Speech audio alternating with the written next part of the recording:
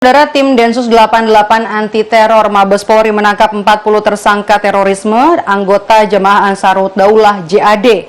Mereka ditangkap lantaran diduga berencana menggagalkan pemilu 2024. Juru bicara Densus 88 Anti Teror Kombes Aswin Siregar menyebut para tersangka ditangkap di sejumlah daerah di tanah air pada 27 sampai 28 Oktober 2023. 23 orang ditangkap di wilayah Jawa Barat, 11 orang di Jakarta, dan 6 orang di Sulawesi Tengah. Mereka ditangkap Densus 88 diduga hendak melakukan sejumlah aksi untuk mengganggu pelaksanaan pemilu 2024. Densus 88 juga menyita sejumlah barang bukti seperti senjata api, senjata tajam, dan bahan peledak.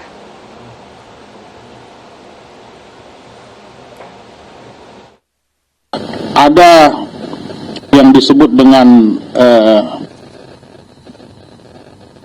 kegiatan yang terencana oleh kelompok ini untuk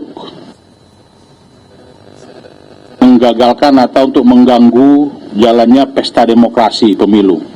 Telah dilakukan penggeledahan dan penyitaan terhadap barang bukti berupa satu pucuk senjata api 47 dan banyak amunisi, magazin, dan beberapa senjata lainnya.